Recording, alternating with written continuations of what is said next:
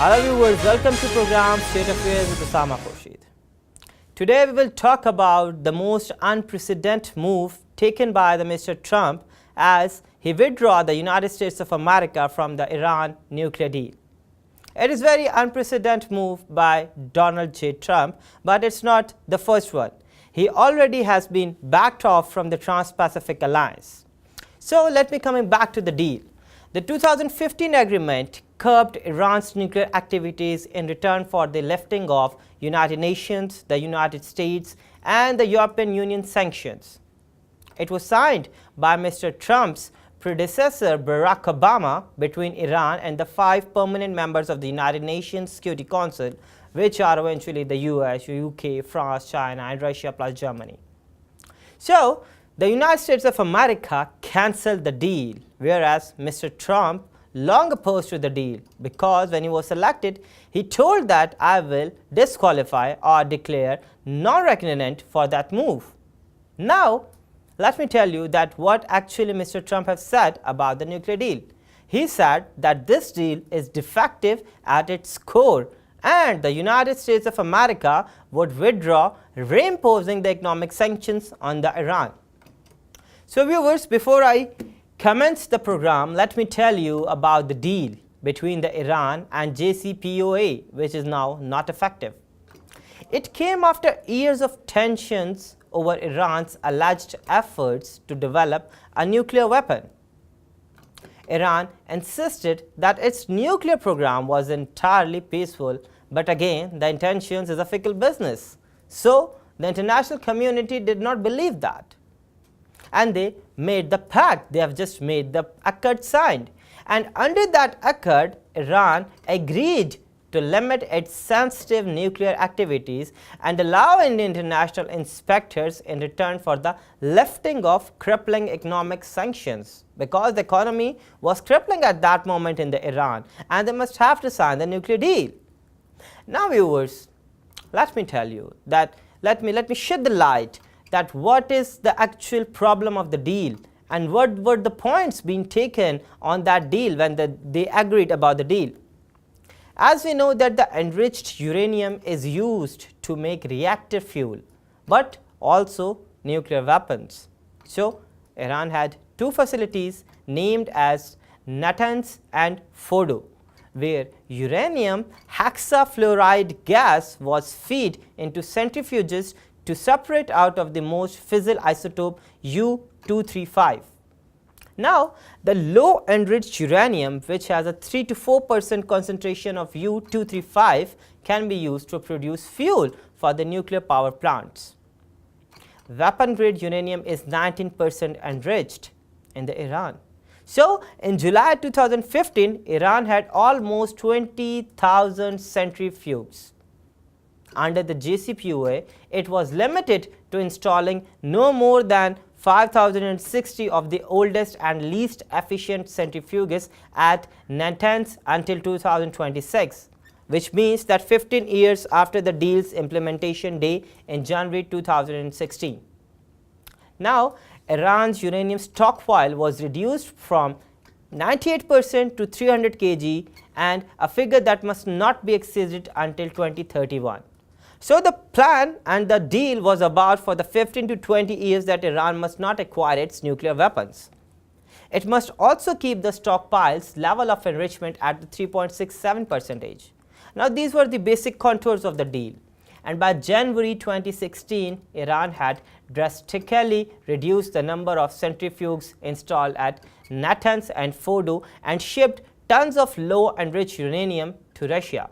Now, why they have shifted that uranium to Russia, we can understand that. We can understand the tensions behind that uranium transfer to Russia, because that's the only ally in the Middle East to the Iran. Now, in addition, the research and development must also take place only at the Natanz and be limited until 2024. But what are the proofs that they were being limited to the Natanz, that they have the only 2 fields? Apart from that, let's comment again back on this thing that no enrichment will be permitted at Fordo until 2031, and the underground facility will be converted into a nuclear physics and technology center. And yes, Iran have agreed upon that. The 1044 centrifuges at the site will produce radioisotopes for use in medicines, agricultural, industry and sciences, and all of these things been happening and promoting the economy.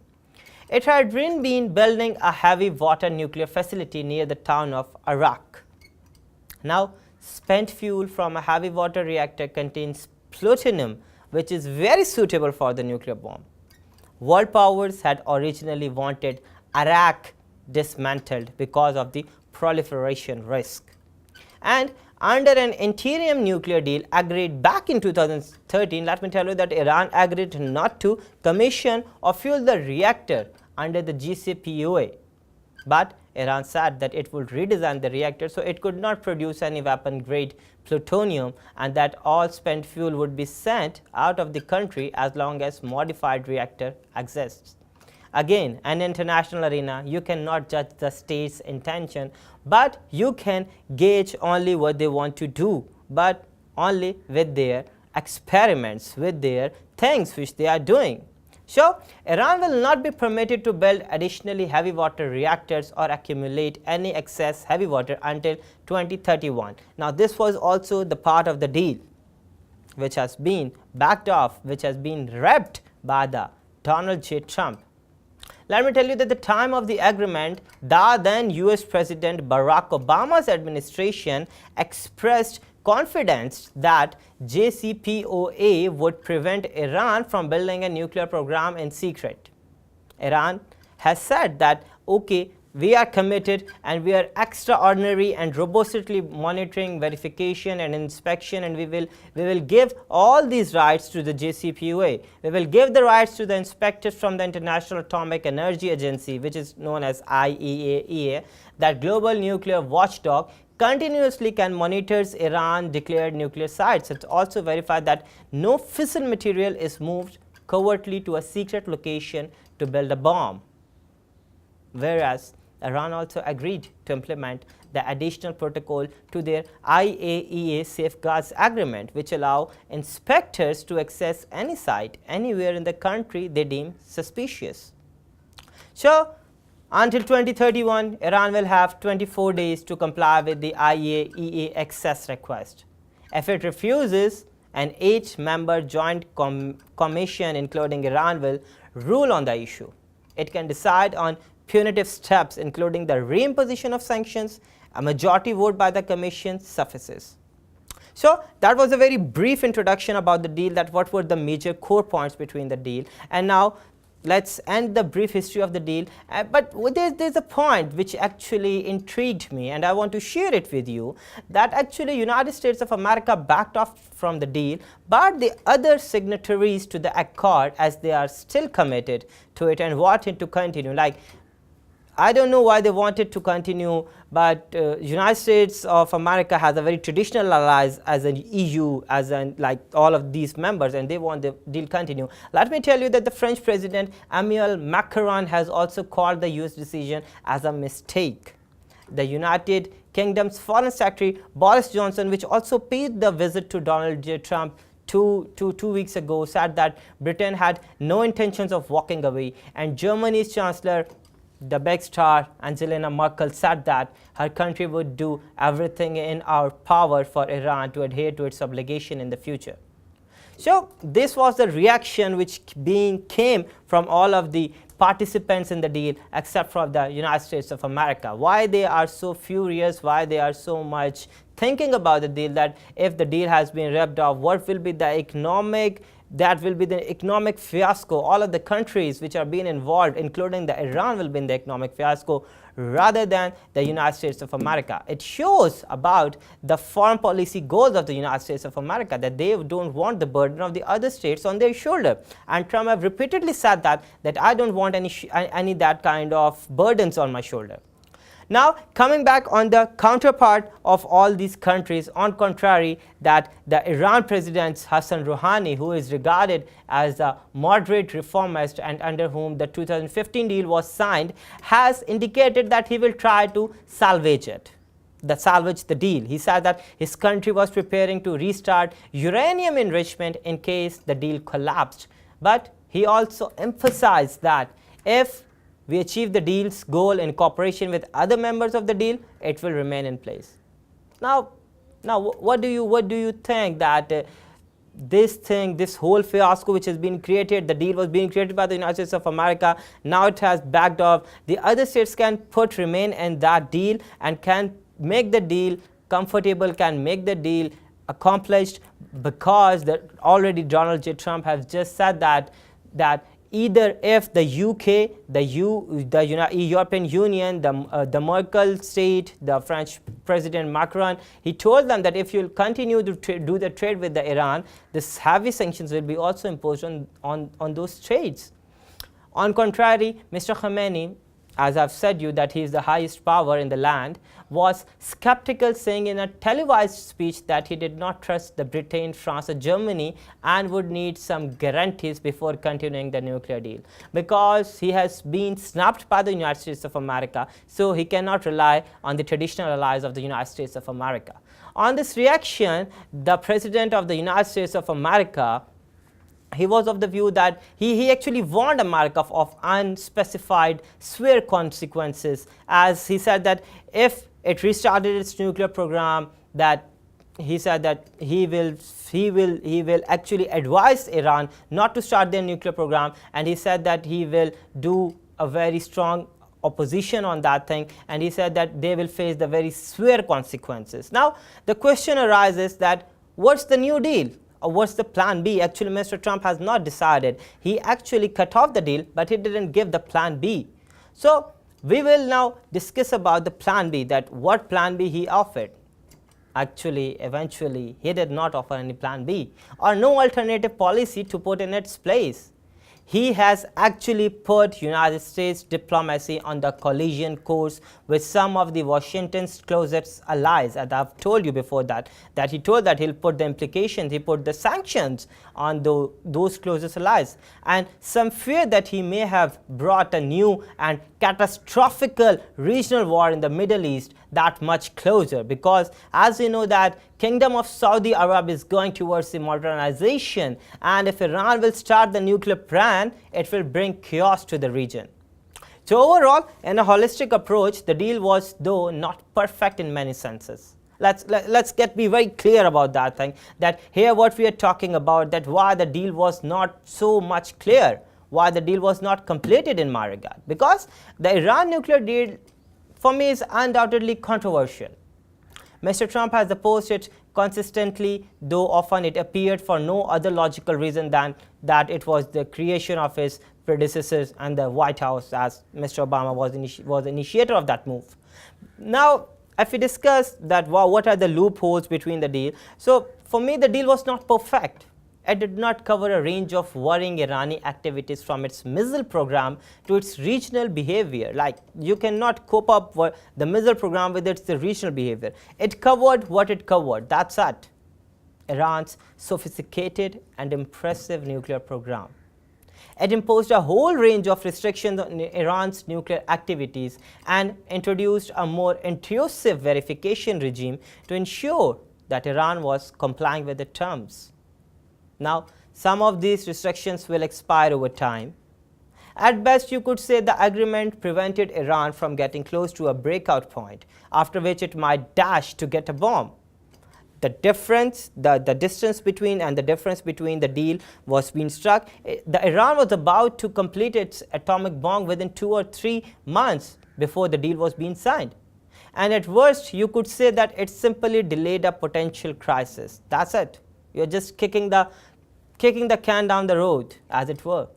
Now, given that without the JCPOA there was a real risk of a war between the Israel and Iran, that might not have been such a bad thing. The inconvenient truth for Donald J. Trump is that, as far as it goes, the nuclear deal was working. Now, all the other countries, now let's portray about all the other countries which signed up to the agreement believe that the Iran is in the full compliance with its term. So does the International Atomic Energy Agency, IAEA, so do key members of the Trump administration itself, not least the new Secretary of State like Mike Pompeo and the Director of the National Intelligence, Dan Coats. But Apart from that, despite this, Mr. Trump presented the JCPOA in a stark and frankly ignorant terms. He largely condemned it for leaving out things that it was never supposed to cover in the first place.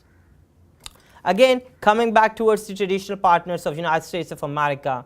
Now, let me tell you, my viewers, that the Europeans are clearly very dismayed by the President Trump's announcement.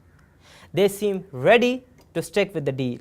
There will be significant delays before they, or more correctly, European companies are likely to face the wrath of the US Treasury Department sanctions machine. As I've told you, that Trump openly said that we're going to put the sanctions on you. And this could provide time for some gathering of thoughts and diplomatic efforts to explore how much latitude there may be in the United States' position, if any. But we are in an unprecedented situation with potentially dangerous consequences. If the Iran deal does collapse and Iran were to ramp up its nuclear activities, what then? Like, what will be the regional consequences? What will be the consequences on the world? What would be the intra-regional consequences? What would be by the intra-regional rivalry? What will happen to the rivalry of the rivalry of the Kingdom of Saudi Arabia and the Kingdom of Iran? So, with the US, the Europeans and NATO increasingly worried about the Russia's more assertive stance. Is this really a moment for a serious transatlantic rift? I think yes. And there, as I've told you, then there is a war sectored Middle East itself. Now, we are in a gambit.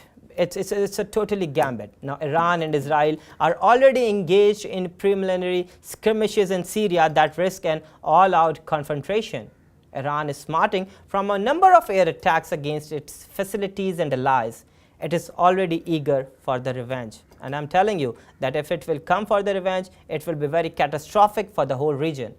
The Israeli Prime Minister Benjamin Netanyahu has been the major cheerleader urging Mr. Trump to abandon the nuclear deal. Now, this despite most former senior Israeli intelligence and military figures and even more current ones believing that the deal, for all it has fault, has some value. Now, part of the rationale for the nuclear deal was to keep Iran a respectable distance away from having a bomb. For me, that was the only motive of the United States of America for backing off from the deal. Now, this would give sufficient time for international pressure to be applied if it looked like breaking out from the constraints. But if the JCPOA unravels and Iran step up its nuclear activities, what then? The risk of the Iranian breakout and dash for a bomb could encourage other countries, not least the Kingdom of Saudi Arabia, to go to the nuclear too. Now, let me tell you that we are living in a very extraordinary times. And this decision, some 18 months or so in the office perhaps, marks the start of the real Donald Trump foreign policy. One that many critics would say is based upon raw emotions, gut feelings, but certainly not to empirical fact. Even those who agree with Trump's actions are left with the fundamental questions to answer. But we will ask about the Mr. Donald Trump that you have actually cancelled the deal. But what is in your mind? What will you do about that? What will be the next plan of action? We will discuss it right after the break. We'll see you after the break.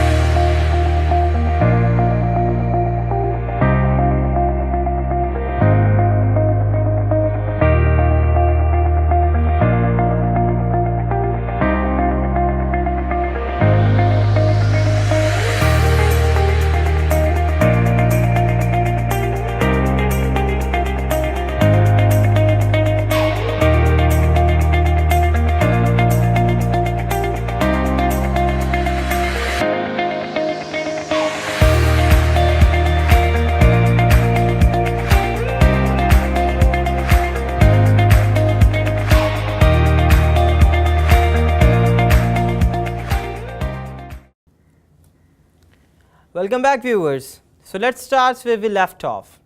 Now, Mr. Donald J. Trump have no idea how to curtail, how to contain the Iran's nuclear program, or how to contain the Iran nuclear reaction. So let's first discuss that who was the loser and who is the winner of this decision eventually. Now let me tell you that the Iran's hardliners who were against entering any sort of agreement with the United States of America have been celebrating. They have long accused Mr. Rouhani and his government of surrendering too many of Iran's rights to the West as a part of the nuclear deal. And now some of his detractors are influential. They include the powerful Revolutionary Guard as well as the conservative member of the clergy and the ruling elite. And we have seen the protests which have been emerged 2 to 3 months back in the Iran, and that was against this ruling elite. These hardliners may now use Mr. Trump's decision to push for a tougher stand from Mr. Rouhani or seek to have him replaced by someone who will pursue another policies. Whereas, viewers, the United States decision is unlikely to attract big business to the Iranian market. Sanctions on Iran's energy sector will also hit the country's oil exports, which are a major source of revenue, and it will impact the world's economy too. Iran's economy was lifted from a recession following the implementation of the nuclear agreement and the removal of economic sanctions, but remain sluggish. Now, ordinary Iranians also say that they have not felt any positive impact in their day-to-day life, in their normal lives. Another winner of this deal is the Israel's Prime Minister Benjamin Netanyahu, who has been a very vocal critic of the deal, and he says that it fails to provide adequate safeguards against a weapons program. He was in the favor of the United States exiting the agreement. Now, a recent presentation he gave discrediting the accord was cited in Mr. Trump's announcement on Tuesday. Netanyahu has repeatedly argued that the agreement is flawed because Iran is not a reliable partner and has lied about its military nuclear program. Israel sees Iran's influence in the Middle East as the greatest threat to our world. They told that Iran is an existential threat for Israel. The US decision highlights the strong relationship between Mr. Netanyahu and Mr. Trump and will serve as their warning to Iran that the nuclear issue must be addressed for the longer term. However, the deal was according to its European signatories work in its aim to curb Tehran's nuclear program, and we have witnessed that they have actually worked. The deal actually worked. There were no incentives for Iran, but Iran still commit to its commitments. So now discussing another loser in this deal is the European Union, which has economic interest in maintaining the deal. It was once Iran's largest trading partner, and its economic endeavors have only strengthened under the accord. Last month, Iran made the euro its official reporting currency instead of dollar, pointing to increased tension with the United States, because now Iran was also making his move towards the United States of America. Saudi Arab was among the first to welcome Mr. Trump's decision, so it also lies in the basket of the winners. The country considers Iran a regional rival and is hugely concerned about the nation's growing influence in Iraq, Syria, Lebanon, Yemen. And let me tell you that the Iran and Saudi Arab have long been locked in the battle of regional control, but the tensions have escalated between the two nations in recent months. Saudi Arabia's young crown prince Mohammed bin Salman has long opposed the agreement and mounted a quite lobbying campaign to kill it. Now, Iran and Saudi Arab represent the two main opposing sides of the 1300-year schism in Islam between the Sunnis and the Shias.